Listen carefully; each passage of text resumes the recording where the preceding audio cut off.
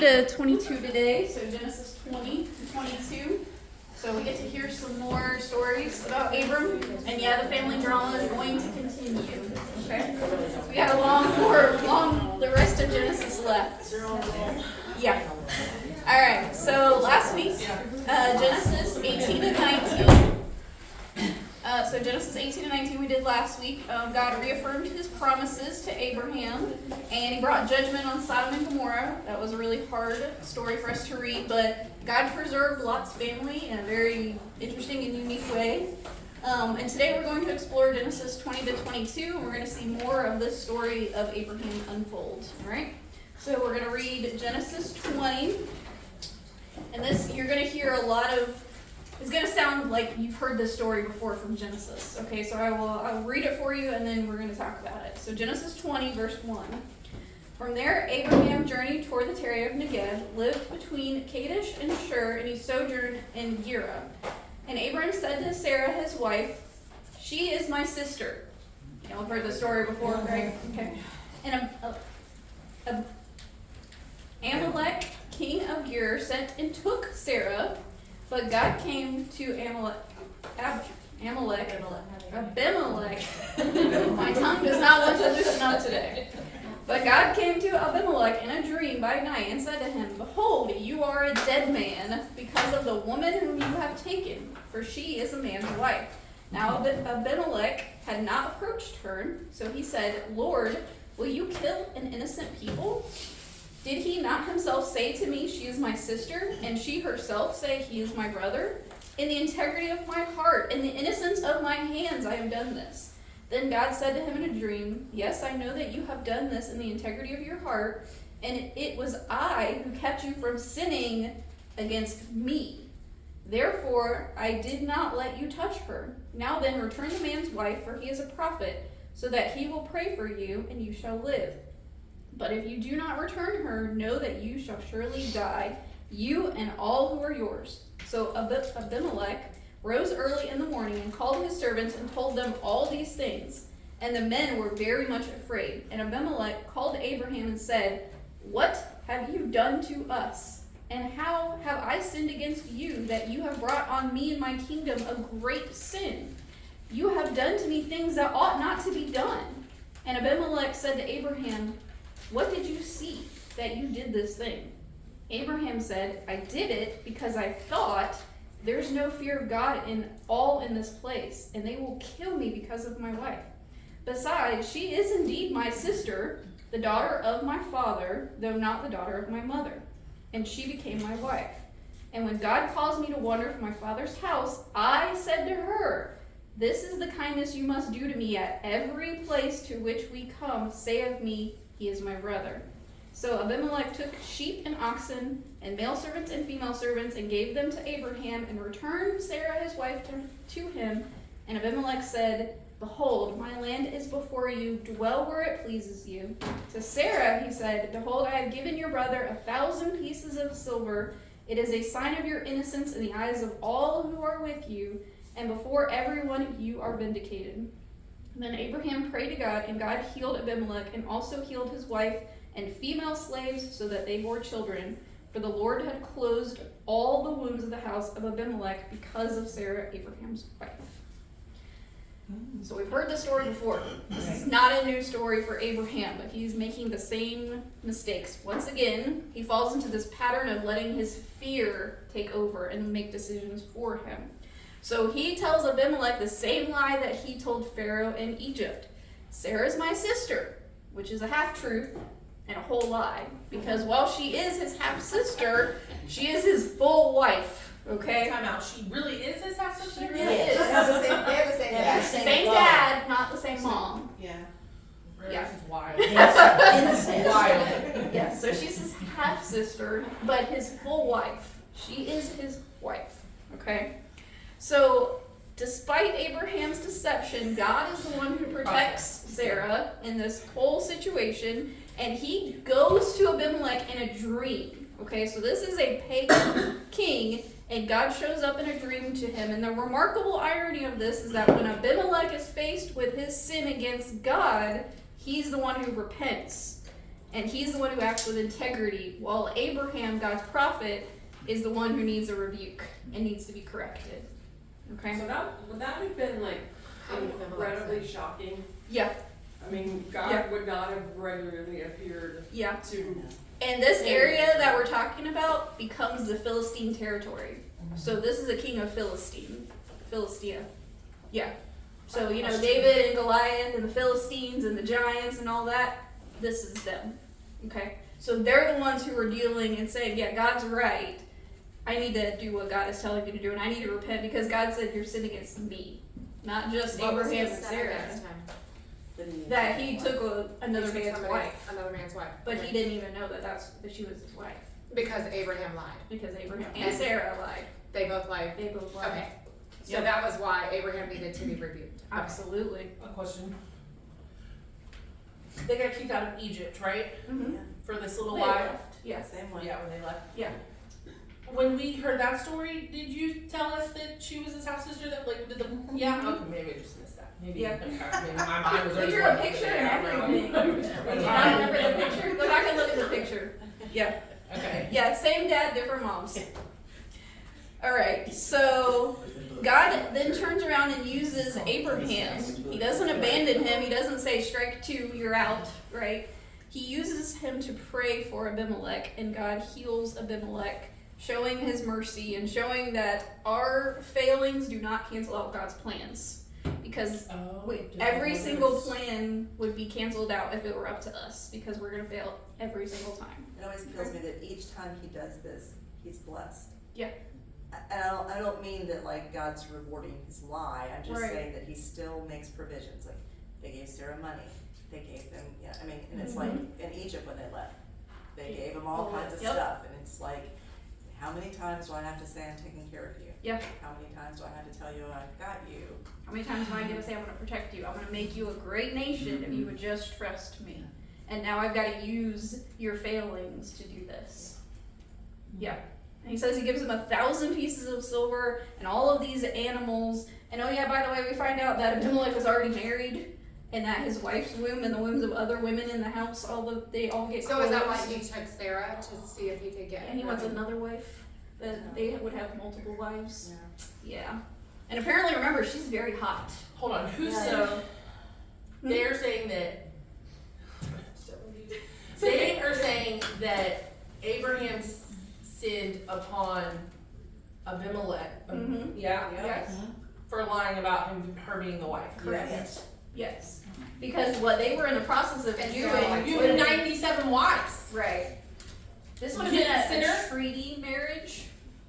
So Abraham was basically saying, yeah, you can take my hot sister if you give me peace. So this would have been considered a treaty marriage for peace. I know, it's an old custom. We don't really, there's still countries that do it today. We just don't do it here in America. Thank God. Yeah. But yeah, so this was a way that Abraham was trying to produce peace in his own selfish way. Okay. Like, this is a king who has access to armies. He's gonna kill me, so I'm gonna give him my wife as like a peace sign. And God's like, yeah, no, I don't want you to do that. I'm gonna protect you. Even amongst all of them, I'm gonna Okay. protect you. Yeah. So Abraham is very much struggling with God's promises in this story. Okay? Alright, so we're going to come back to Abimelech in the next chapter, but first we're going to kind of divert a little bit to find out what happens in chapter 21.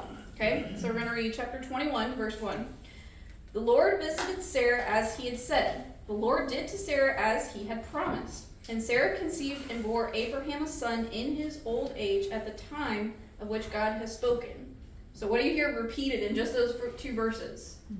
Everything happened as God said. Everything God did. He promised it, he did it, it's happening just as he said. Okay? So verse 3, Abraham called the name of his son who was born to him, whom Sarah bore to him, Isaac.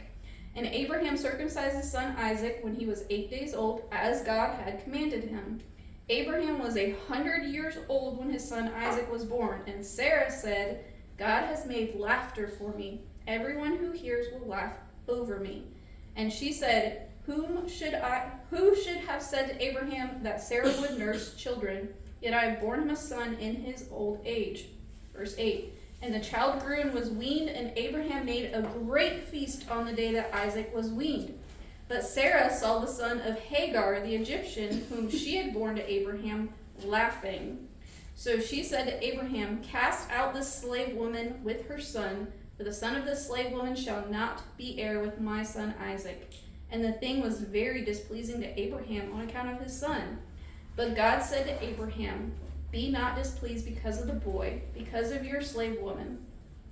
Whatever Sarah says to you, do as she tells you, for through Isaac shall your offspring be named. And I will make a nation of the son of the slave woman also, because he is your offspring." So Abraham rose early in the morning and took bread and a skin of water and gave it to Hagar, putting it on her shoulder along with the child, and sent her away. And she The child being departed. Isaac? Yeah. No. Ishmael. Okay. Her son is Ishmael, yes. She departed and wandered in the wilderness of Beersheba. When the water in the skin was gone, she put the child under the bushes. Then she went and sat down opposite him a good way off, about the distance of a bow shot.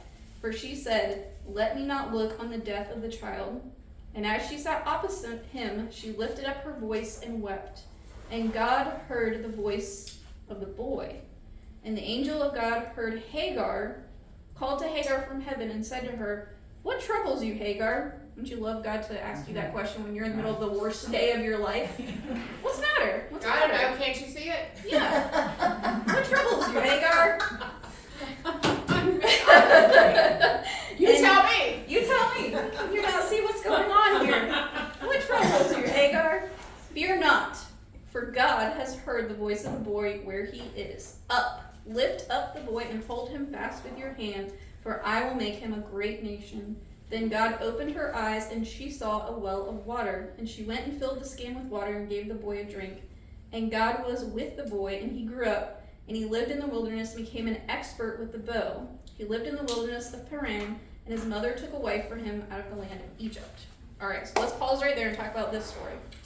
So, it has been 25 long years that Sarah has waited to give birth, since God promised that she would give birth. And she gives birth to Isaac, whose name means laughter. Okay? So now this laughter that Abraham laughed, remember he laughed so hard he fell over. We had Sarah laughed and she denied it. And now we have laughter born. And Sarah even says, "Everyone will laugh over me." It's the sound of joy.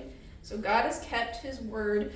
Even though Abraham hasn't, taken every single perfect, faithful step, God is still faithful.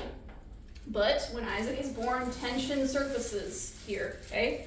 Ishmael, the son who was born through human efforts, actually ends up mocking his half-brother because there was an ancient custom about when you would wean a child, okay? They didn't have baby food, okay? So you couldn't just go to the store and buy baby food. What they did was the mother would put food in her mouth, chew it up, and then spit it into the child's mouth. Like a bird. Like a bird. And that's how they made baby food. Okay? When a child could take that food and chew on it and swallow it, they were considered now weaned. So that's when you would have a feast. So she's sitting there at this grand feast and she's spitting food into her child's mouth. This is anywhere from about 2 to 5 years old, depending on the child. And Isaac, Ishmael, anyone want to guess how old Ishmael is at this point? If you're following the math. He was 25, 26. No, he's 14. Oh, okay. So he was 13 a year ago. It's been a year. He's about 14. So this 14-year-old teenager is making fun of the baby. Okay, because of course he is. He's a 14-year-old. Okay, so he's making fun of the baby. Well, Sarah is not having that.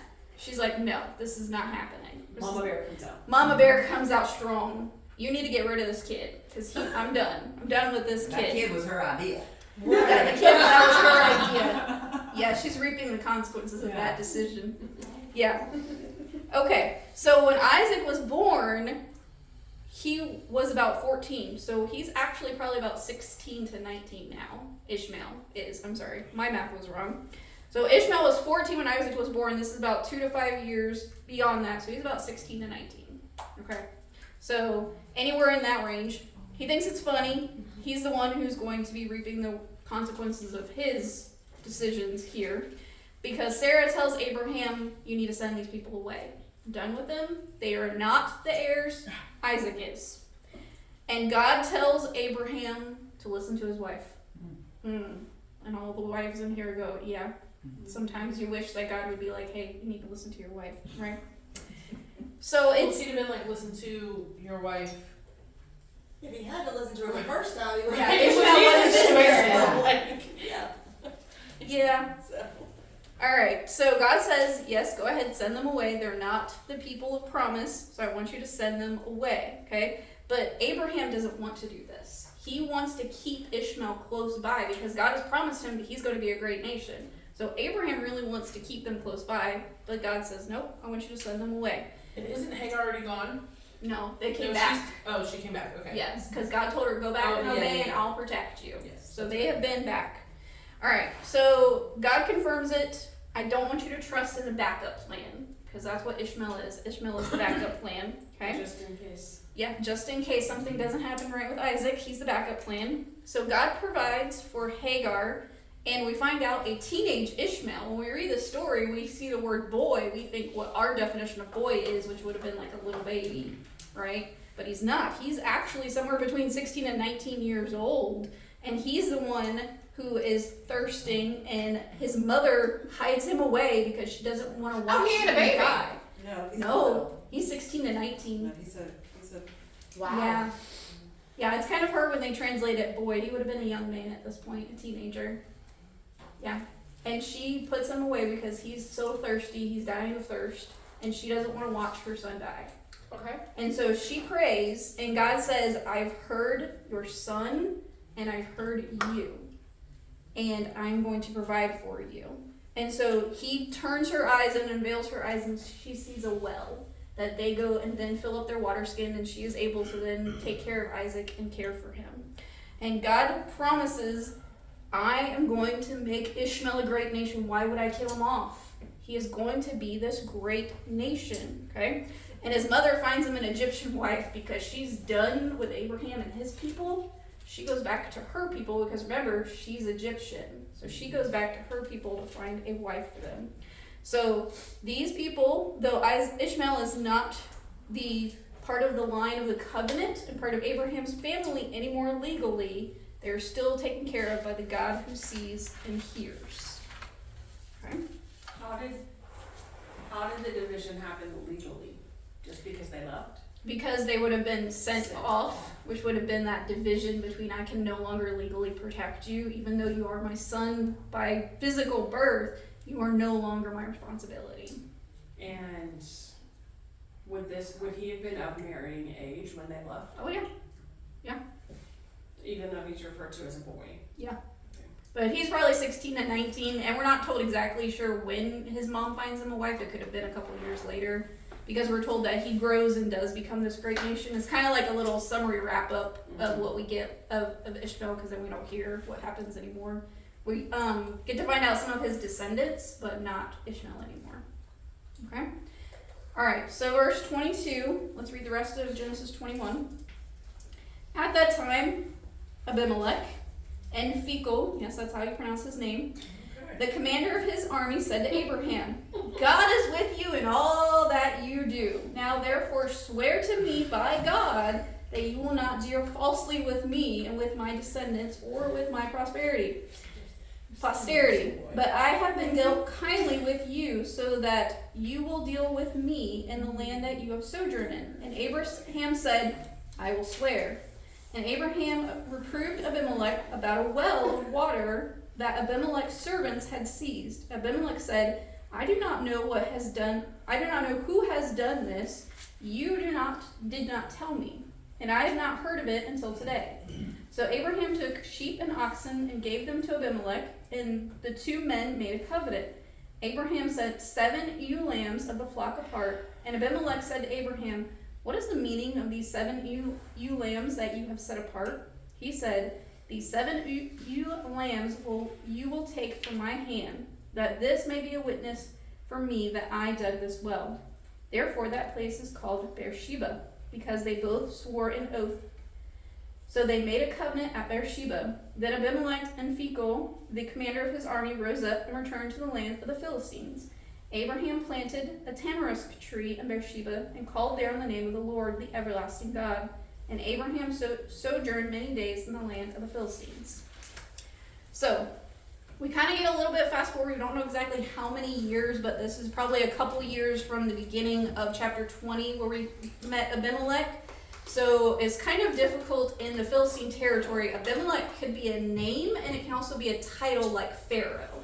So this may or may not have been the same person. This may have been his son, or it could have been the same person. So we're not 100% sure. It's a little gray area that we're not 100% sure. But Abraham and this person have a dispute going on. Okay, so Abimelech comes to him and says, I don't want you to deal falsely with me. Why? Because of what has happened. What just happened a couple years before all of this. And he said, I'm gonna kill you, and Lied about him. Yeah, Abraham deals falsely with him, and God is the one that has to intervene and said, yeah, you need to make this right because I'm gonna kill you. So this Abimelech, whether the same man or his son, goes, okay, Abraham, I don't want you to deal falsely with me because I've dealt with your God, okay? And I don't want what is going to happen, so I don't want you to deal falsely with me, okay? And he also sees that God has truly, richly blessed Abraham, okay? He wants to stay in his good graces. He's like, yeah, God's blessing you and taking care of you. I want to stay in your good graces here. So he asked for a peace treaty. So this would have been one without a wife, okay? So this is just two men going, okay, we're going to have a verbal man-to-man agreement here that I'm not going to attack you, you're not going to attack me, and you're not going to sick your God on me, okay? Because I want to deal honestly with you, okay? So Abraham says, well, if we're clearing all the air here, we've got to clear the table in order to sign this treaty. I have a dispute that's going on between my people and your people about a well. And Abimelech says, nobody told me, right? He's like, but don't worry, we're going to clear this all up. We're going to take care of it, and I promise that I'm going to give you this treaty and say, yes, this is your well. My guys are not going to touch it. This is all for you, okay? So they called the name of that well in that area Beersheba, which just means covenant. Okay, so the place of the covenant. And Abraham does something interesting here. He plants a tree, so he's literally planting roots here and calling on the name of the Lord. Okay? Now this tree would have been a very common one, but it was one that he specifically chose because it endures very, very harsh conditions. So this is a little bit of the territory of a desert. It would have been able to last, and we have records of these trees lasting over 100 years. So if Abraham picks this tree that he knows is going to last in these harsh conditions and last for over 100 years, what is Abraham actually doing in that picture? He's not just planting a garden, he's not just planting a tree. What is he doing? Establishing like a place for people to come. So he's establishing for generations to come and visit that place and be under the shade of that tree. And know that he was there and that he met God there and made a covenant there, okay? So he's literally planning for future. He's finally taking those steps of seeing the bigger picture of, if God is going to make me a nation, then I'm going to establish these things, okay? And yes, the Philistines, the same area that we have later on in the rest of the timber. It's called a salt cedar, is what we know it by today. It's actually a very beautiful tree, and it absorbs salt from the ground and stuff. It's actually a very pretty tree. If you Google salt cedar, it's really pretty. But yeah, they last for a very long time. They're very, very durable, hardy trees. So he's not just planting a tree, he's actually testifying to what God is saying. He's believing God in this moment, okay? All right, now we're going to come to one of the most famous stories in Genesis, okay? Genesis 22. After these things, God tested Abraham and said to him, Abraham! And he said, here I am. And he said, take your son, your only son Isaac, whom you love, and go to the land of Moriah, and offer him there as a burnt offering on one of the mountains that I will show you. Uh-huh. He's gonna let him burn his son? Mm-hmm. Oh. Just wait. Okay. This is a test. You said one thing and I have 72 questions. I know. I was like, what? 72. So, absorb. God calls Abraham. He says, hey, Abraham, I got a test for you. I want you to take your son, your only son. I want you to take him up on a mountain. Well, that's the first question. He's not the only son, but okay. We're going to talk about that. All right, so let's get into the story, and I'll tell you a recap, okay? Let's proceed. Let's proceed with the story. Yes. Let's find out what happens. Yes. Verse 3.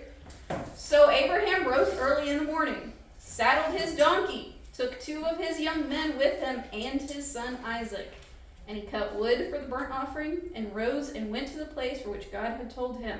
Abraham is being obedient, even though it doesn't make any sense. Verse 4, on the third day, Abraham lifted up his eyes and saw the place afar off. And Abraham said to his young men, stay here with the donkey. I and the boy will go over there and worship and come again to you. And Abraham took the wood of the burnt offering and laid it on Isaac his son. And he took his hand, the fire, and the knife. So they went both of them together. And Isaac said to his father, my father. And he said, here I am, my son. And he said, behold, the fire and the wood, but where is the lamb for the burnt offering? And Abraham said, God will provide for himself the lamb for a burnt offering, my son. So they went, both of them together. When they came to the place of which God had told him, Abraham built the altar there and laid the wood in order and bound Isaac his son and laid him on the altar on top of the wood. Then Abraham reached out his hand and took the knife to slaughter his son. But the angel of the Lord called to him from heaven and said, Abraham, Abraham! And he said, here I am. And he said, do not lay a hand on the boy, and do not do anything to him, for now I know that you fear God, seeing you have not withheld your son, your only son, from me. And Abraham lifted up his eyes and looked, and behold, behind him was a ram caught in the thicket by its horns. And Abraham went and took the ram and offered it up as a burnt offering instead of his son. So Abraham called the name of the place, the Lord will provide. As it is said on this day, on the mountain of the Lord it shall be provided.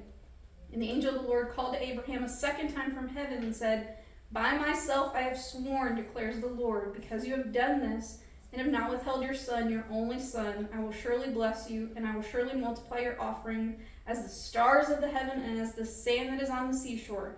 And your offspring shall possess the gates of his enemies. And in your offspring shall all the nations of the earth be blessed, because you have obeyed my voice.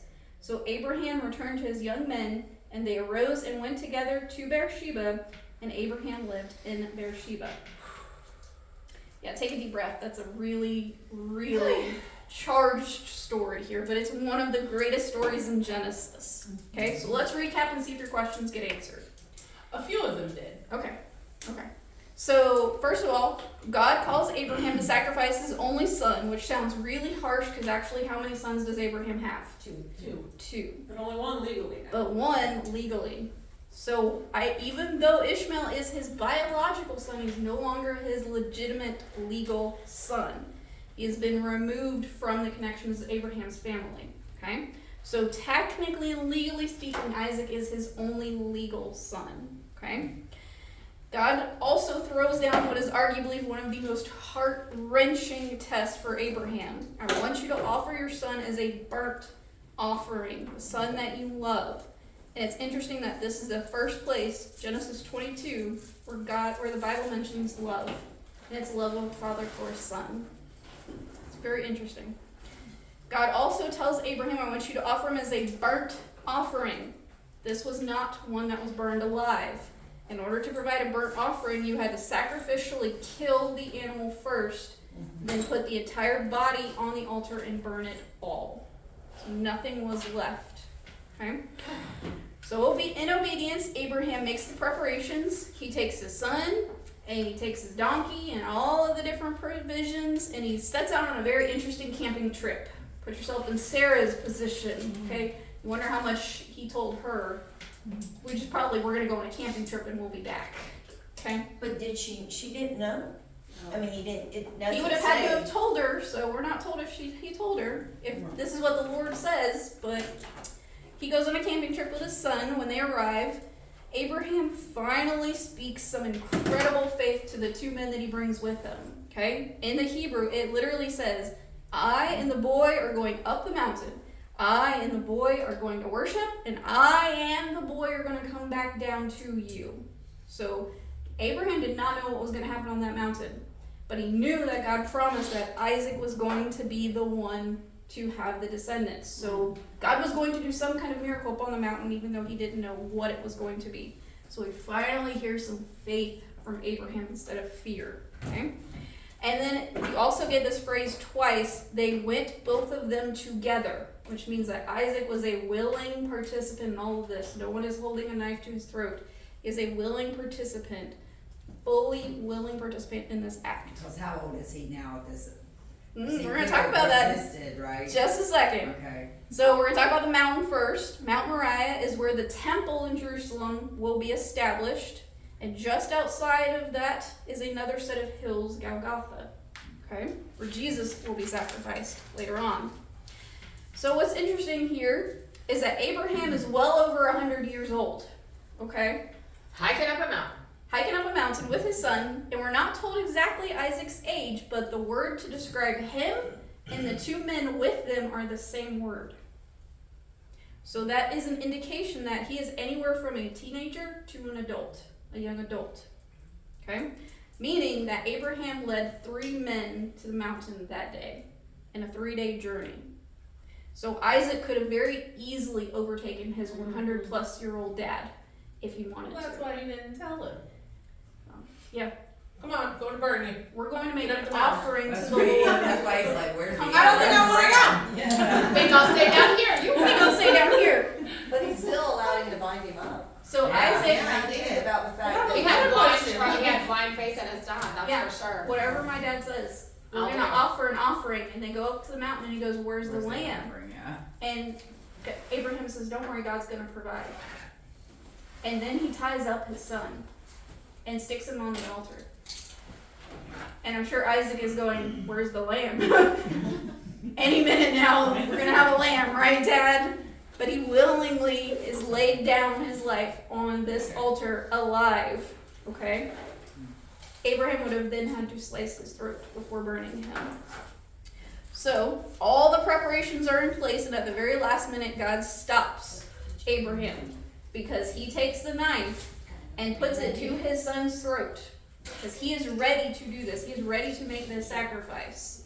And God is the one who intervenes and says, nope, I now see the intentions of your heart, that you are not even going to spare your son for me. The thing you love most, you're willing to sacrifice for me because you are going to obey me, okay?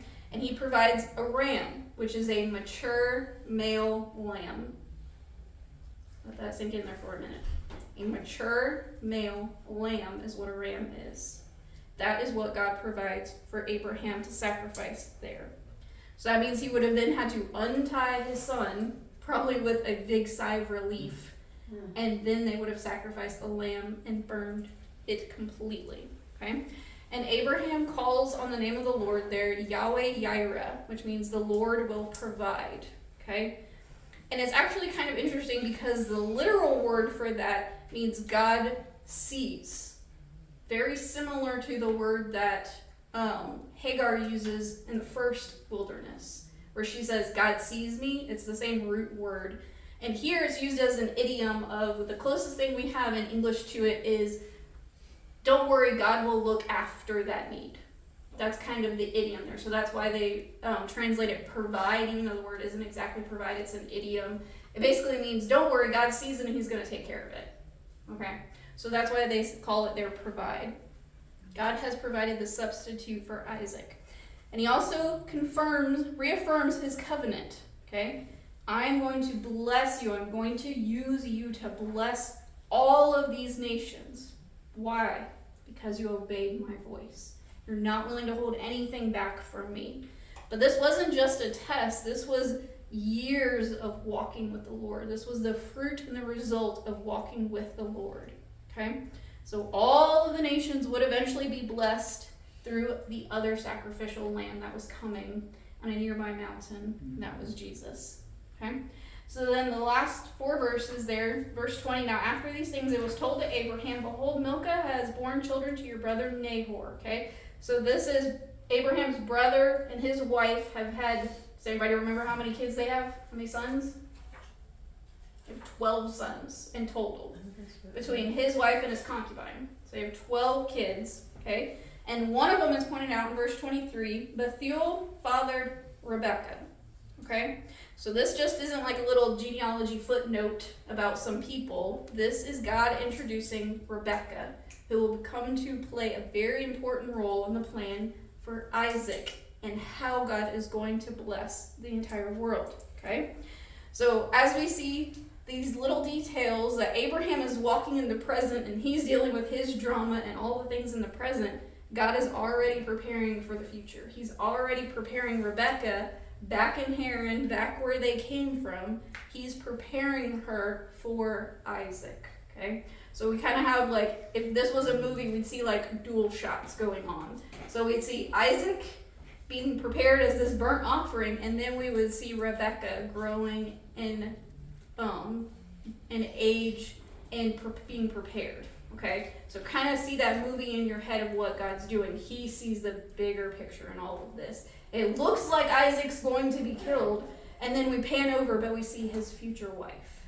Okay, so that's kind And of Rebecca the... and him are related down the line. Yeah. Yeah. Everybody's related. Yeah. I really wish we had a snapshot of Isaac and Abraham coming down the mountain. Yeah. Like, what? I want to know what happened when they got back home. Oh, And Isaac told his mama, that- Mama Bear, about what yeah, happened. that she's Did already. you want to know what Dad and me did today? Dad tied me There up. had to be some lasting trauma. I need a visual I was gonna say, that of where's the dysfunction lamb definitely was big. that we're gonna sacrifice. Oh, and he just starts bounding us up. Like, what? Yeah, And this he is didn't fight him. He didn't fight him, and he's a grown man. He's a teenager to a young adult. He is not a little boy. So he had to willingly crawl on the altar and let his dad almost sacrifice him. He has to be a willing participant in all of this. But their culture was so different than ours, though. I'm not saying that I'm not saying it's still not like crazy that Yeah. he would have had to have been, but they're Yeah, They it's definitely not what did they did. different. But it would have been a very cultural thing around them to sacrifice your child, especially to fire.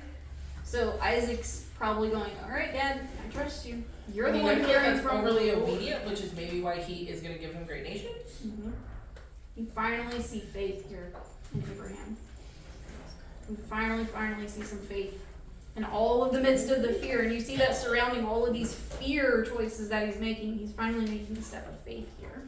Okay? So we see a God who keeps his promises and he provides, even though Abraham doesn't always step exactly the way he's supposed to. Okay? And we see a picture of our sacrificial lamb that is coming. Another young man who had wood placed on his shoulders, walked up a hill, and obediently laid down his life for his father, for our benefit.